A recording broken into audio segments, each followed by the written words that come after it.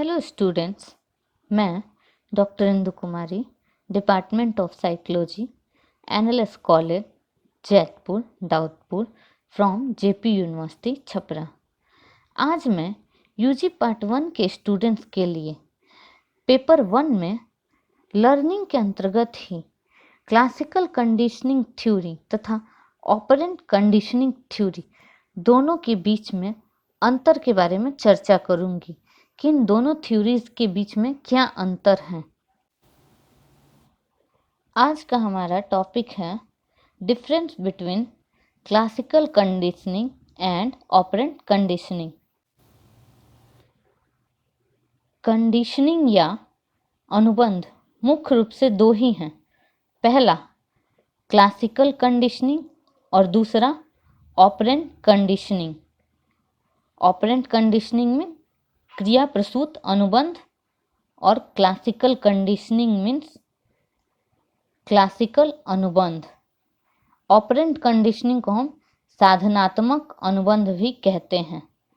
इन दोनों तरह के अनुबंध में मुख्य समानता यह है कि इन दोनों तरह के अनुबंध द्वारा सीखने की पुनर्बलन, प्राणी में अंत्रोनोदय तथा उद्दीपक अनुक्रिया का होना अनिवार्य है। इन समानताओं के बावजूद भी इन दोनों में कुछ असमानताएं या डिफरेंस पाए जाते हैं। क्लासिकल अनुबंध, क्लासिकल कंडीशनिंग में सामान्यतः प्रयोज्य जो होता है, सब्जेक्ट निष्क्रिय होता है तथा वह चाहकर भी प्रयोगात्मक परिस्थिति में चलने फिरने की अनुक्रिया नहीं कर सकता। पैलवेल के कुत्ते पर छात्र ध्यान देते तो पैलवेल के कुत्ते पर अगर छात्र ध्यान दे तो कुत्ते का पूरा शरीर उपकरण से इस प्रकार बंधा होता है कि वह चाहकर भी घूमने फिरने की अनुक्रिया नहीं कर सकता। परंतु साधनात्मक अनुबंध या क्रिया प्रसूत अनुबंध ऑपरेंट कंडीशनिंग में ऐसा नहीं है। यहाँ जीव अधिक सक्रिय होता है तथा प्रयोगात्मक परिस्थिति में स्वतंत्र रूप से इधर उधर घूमने की पूरी स्वतंत्रता रहती है। इस सामान्य अंतर के अलावा इन दोनों ही अनुबंध में और भी अंतर हैं और इन सारे अंतरों में दो तरह के अंतर प्रमुख हैं। इनमें पहला कार्य विधि संबंधी अंतर, दूसरा सैद्धांतिक अंतर। आज हम कार्य विधि संबंधी अंतर की पहले चर्चा करेंगे।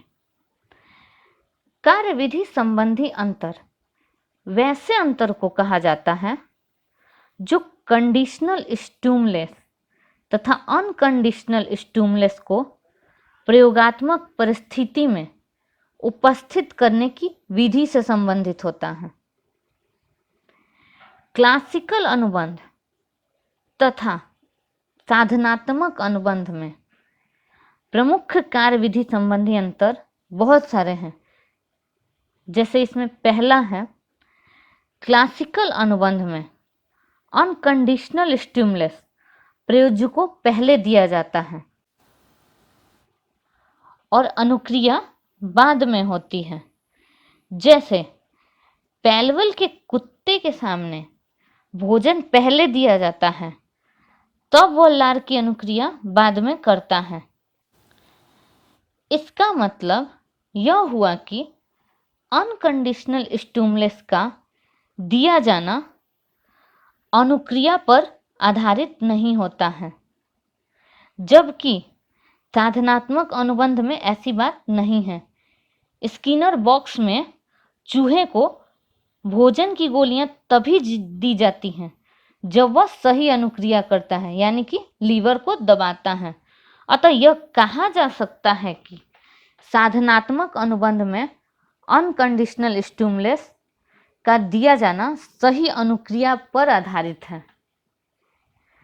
दूसरा पॉइंट है, क्लासिकल अनुबंध में अनकंडीशनल स्टिमुलस प्रयोगकर्ता को पूर्ण नियंत्रण में मतलब होता है, प्रयोगकर्ता के पूर्ण नियंत्रण में होता है। कंडीशनल स्टिमुलस देने के बाद प्रयोगकर्ता अनकंडीशनल स्टिमुलस को चाहे तुरंत या कुछ सेकंड या कुछ मिली सेकंड के बाद भी दे सकता है।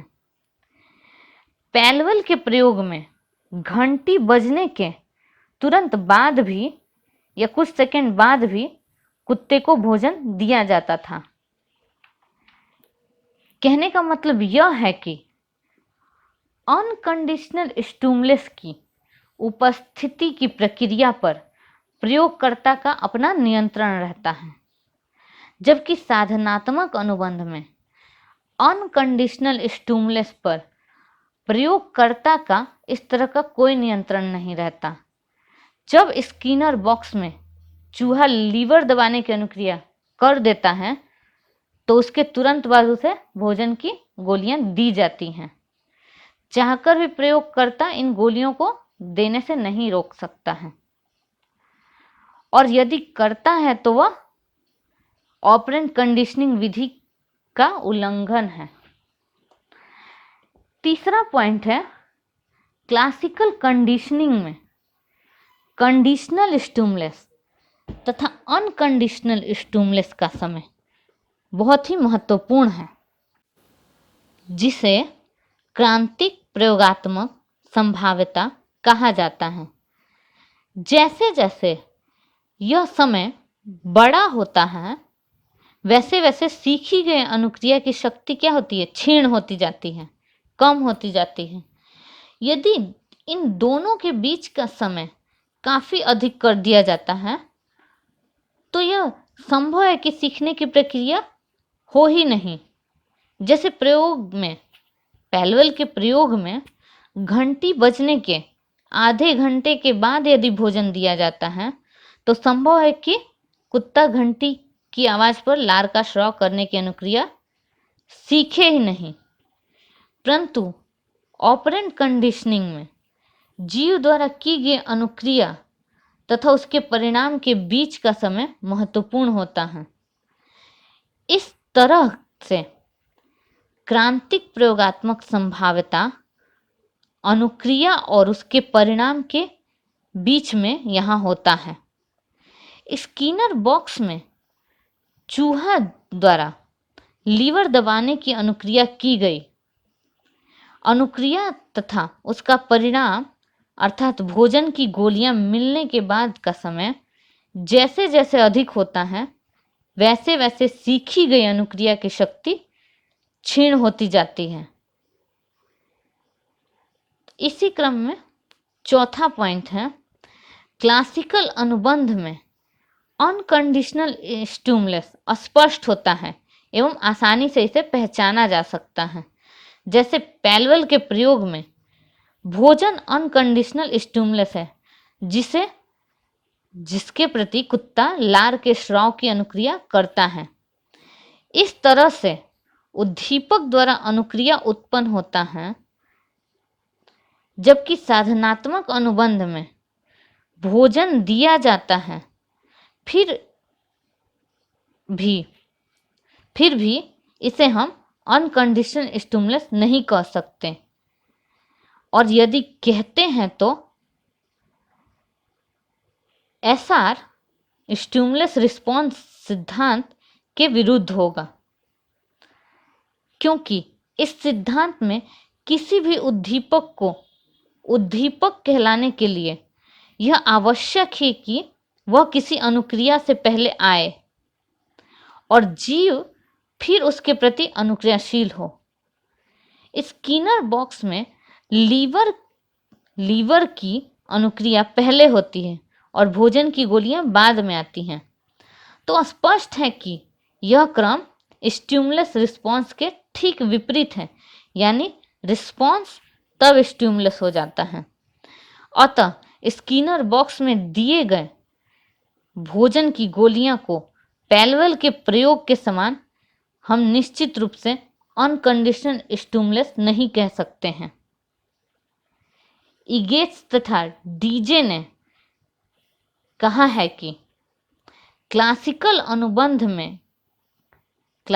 अनुबंध के प्रयोग में आसानी से पहचानने योग्य उद्दीपक अनकंडीशनल स्टिमुलस होता है, जो उस अनुक्रिया को पैदा करता है जिसे अनुबंधित करना होता है, जबकि साधनात्मक अनुबंध प्रयोग में तुल्य उद्दीपक को पहचाना नहीं जा सकता है।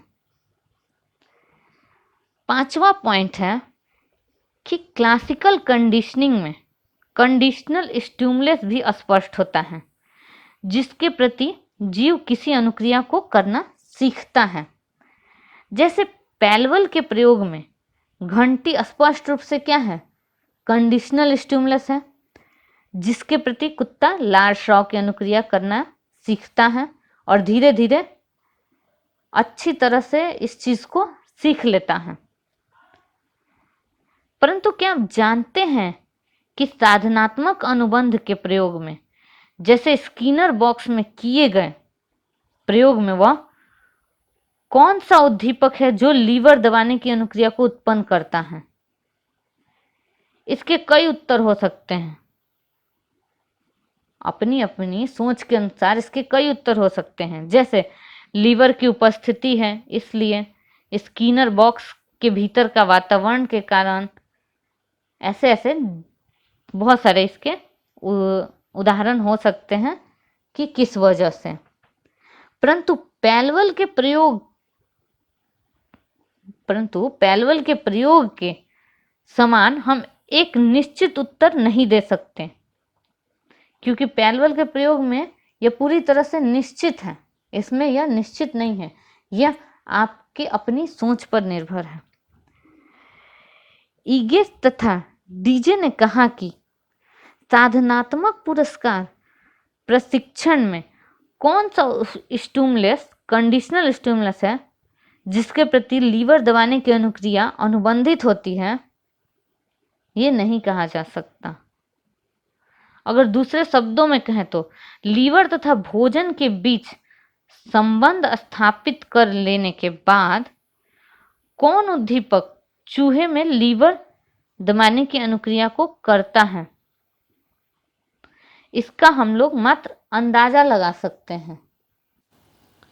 6ठा पॉइंट है, क्लासिकल अनुबंध में अनकंडीशनल स्टिमुलस एक ही साथ दो कार्य करता है।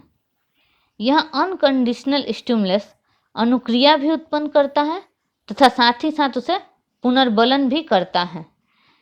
जैसे अगर हम पैलवल के प्रयोग में देखें तो पैलवल के प्रयोग में भोजन द्वारा लार श्राव की अनुक्रिया भी होती है और साथ ही साथ भोजन के मिलने से कुत्ता इस अनुक्रिया के लिए प्रेरित भी होता है। साधनात्मक अनुबंध में ऐसी बात नहीं है, क्योंकि स्किनर बॉक्स में अनुक्रिया अर्थात लीवर दबाने की प्रक्रिया पहले हो जाती है तथा पुनर्बलन बाद में दिया जाता है। अतः अधिक से अधिक हम यह कह सकते हैं कि यहाँ पुनर्बलन अर्थात भोजन चूहे को लीवर दबाने की अनुक्रिया के करने के लिए प्रेरित कर रहा है। तो इस तरह से हमने जाना कि क्लासिकल कंडीशनिंग तथा ऑपरेंट कंडीशनिंग के बीच में कार्य विधि संबंधी क्या क्या अंतर हैं। आज हमने कार्य संबंधी अंतरों की चर्चा की और इन्हें पूरी तरह से जाना। हम सैद्धांतिक अंतर जो हैं इनकी चर्चा अपने अगले एपिसोड में करेंगे। आज के लिए इतना ही। धन्यवाद।